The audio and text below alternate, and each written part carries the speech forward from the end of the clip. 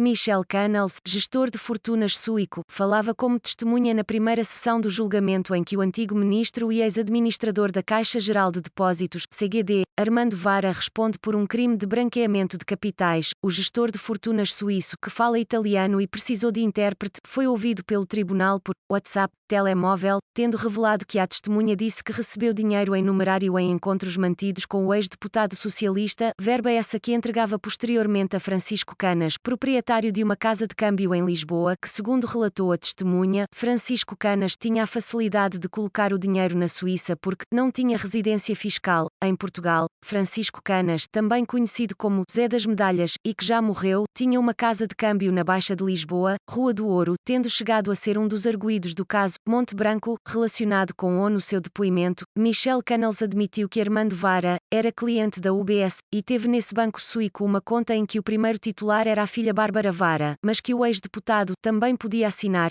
ou seja, movimentar. Perante a crescente dificuldade em tornar as contas bancárias na Suíça discretas, foi constituída uma sociedade offshore, VAMA, que, segundo a sua memória, comecei a abrir contas offshores porque as contas abertas na Suíça já não eram discretas, justificou, lembrando que, antigamente as contas cifradas apenas eram conhecidas pelo banco e pelo cliente, ou seja, por poucas pessoas.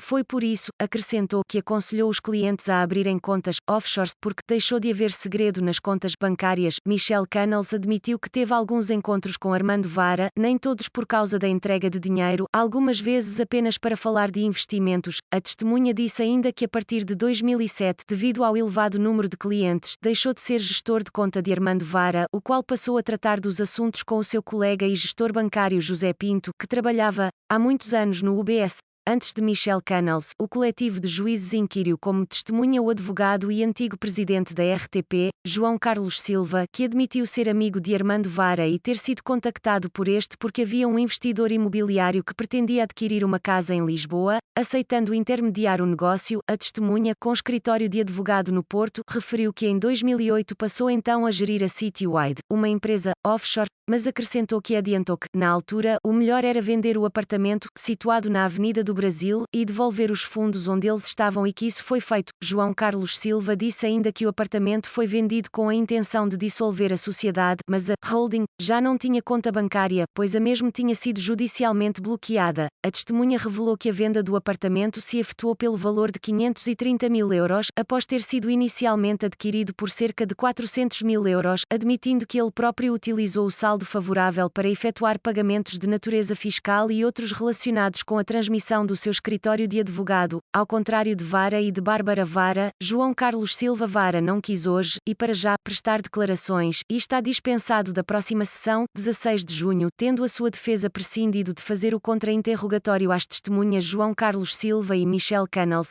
Armando Vara está desde 16 de janeiro de 2019 a cumprir uma pena de 5 anos de prisão por 3 crimes de tráfico de influências, condenação que transitou em julgado em dezembro de 2018, após vários recursos sem sucesso.